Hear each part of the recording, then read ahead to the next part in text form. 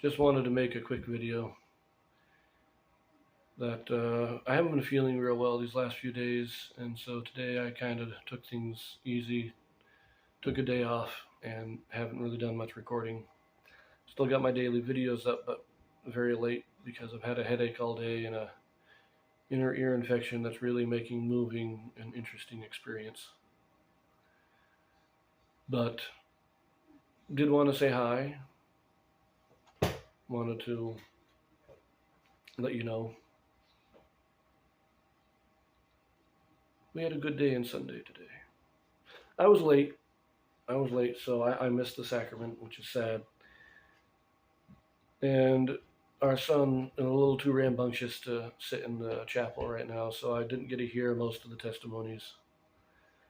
But we had a good Sunday school lesson, talking both about Alma and Amulek preaching in Ammonihah, as well as Ammon and his brethren preaching to the Lamanites.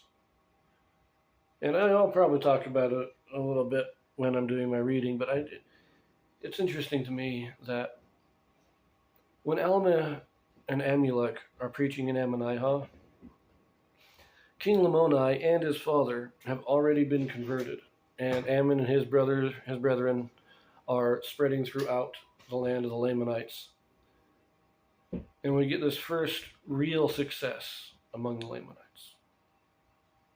Real successful missionary work. Not the greatest, in my opinion. I think the greatest missionary journey among the Lamanites is, 4 generations later with the brothers Lehi and Nephi, the sons of Helaman II. I think they had the greatest success in preaching to the Lamanites.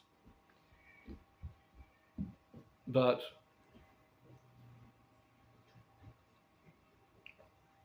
I think that one of the reasons I'm doing my series in reading everything in chronological order is because I made my timeline of the Book of Mormon several years ago now, 7-8 years ago probably. But I did a very in-depth dive into the timeline where I went verse by verse, and I took every reference to a year and I lined it all up. And then I took every event that didn't have a year attached to it and still tried to place it in as best as I could. And I learned a whole lot about the Book of Mormon and about the people, about what was going on. And it just made the people come alive. I understood Alma the Younger so much better than I ever have before, because I was able to place him in his historical context.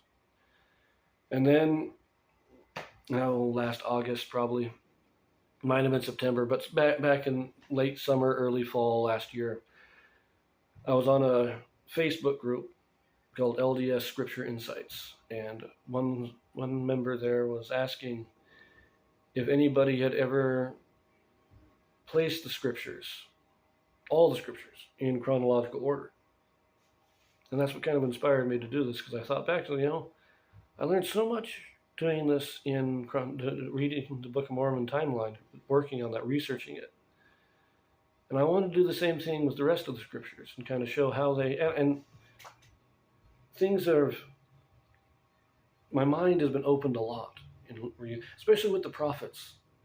Placing the prophets in their historical context as much as we can, of course, because some of them very hard to place, but it's been a real learning experience. And it may not have been learning deep doctrine, but it's understanding these men. It is understanding the culture, the history, what was going on in their lives. And it brings them to life. So that they're no longer abstract figures in a somewhat broken narrative, but they're real people, real men and women that you can know, that you can almost reach through time and touch, communicate with them. I know Joseph Smith, he was visited by these people. A lot of these people appeared directly to him and talked with him, conversed with him in person. Now, I've never had an angel appear to me. I mean, I would love to talk to some of these men personally, I'll probably have to wait for the millennium. But when we get everything placed, when we understand when, where, and how these men lived, it's the next best thing. It's as close as you can get to communicating directly with the people of the past.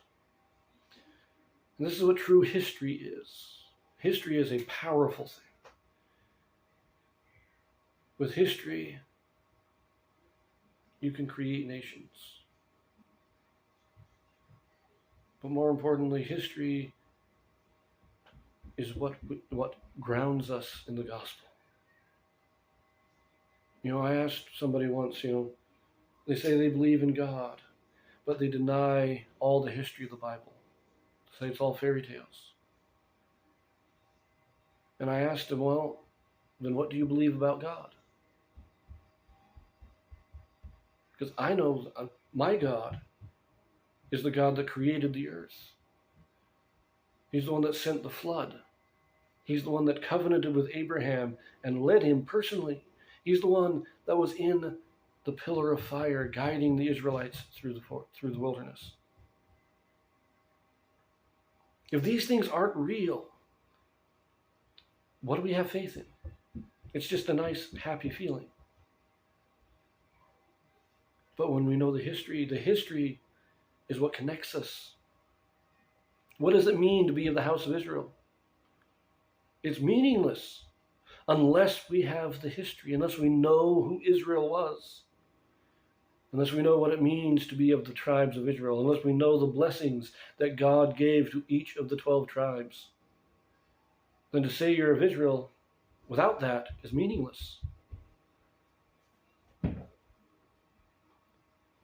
When you rewrite history, you destroy the present. But when you know history, when you study history, when you connect with the past, then you know who you are. And that's what I'm really doing, what I'm trying to do with this series of reading everything in chronological order, is understand the past, connect to the past, become one, not just with, because Zion we're all supposed to be united. Christ prayed that we would all be one as he is with the Father. But that doesn't mean just us. We're not just supposed to be one with our ward or even with our stake. Even if we were one with everybody currently alive, it still wouldn't be enough. We need to be one with every faithful saint that ever lived or ever will live on this earth. And we can only do that by studying the history.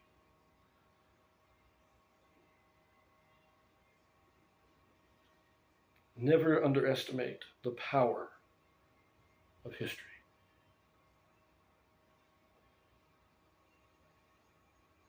But I rambled enough, and you may not notice it, but I kind of feel like I'm about to fall out of this chair every time I lean forward or back. So I'm going to end that here. And I've got a few videos already recorded and ready to go. Well, almost ready to go, and I will start uploading those again tomorrow. But just wanted to talk to you for a minute. Now remember, like, subscribe, ring the notifications, comment, share, all those good things. Now, my series on the hard questions is done. I've uploaded the last one on Friday. It will probably be a day or two before I can get into anything else. I've got a couple of videos lined up for me to watch and react to. Now, there will be two different types of videos here. Some will be actual reactions where I will film myself watching it for the first time. That's a reaction. Some will be responses, and that'll be a particular video. I may film my reaction to it and then decide to go and say, no, this needs an actual response where I can think about it and give a response. That's what a response is. A response isn't just an initial, when I react, I watch it and I'm just reacting to what I'm seeing. It's my initial thoughts, and sometimes it's a bit confused. But a response is when I watch it, I consider it, I ponder it, I pray about it, and then I make an answer. So those are the two types of videos I'm going to try to do. And with the questions, I was able to do 3 a week because I filmed those like 7 years ago. And so I was just uploading them. These ones are going to take a little bit longer because I've got to film them, edit them, and then upload them. So look forward to, I would say, 1 a week, at least for now. And I'll try and get maybe 2, but I'm still, my focus right now is still on reading the scriptures in chronological order. And so I'll get 1 a week, probably near the weekends, either Thursday or Friday will be my goal. And I'll hope to see you in those. So it's been a wild ride. Almost at 600 subscribers now, but we'll see you later.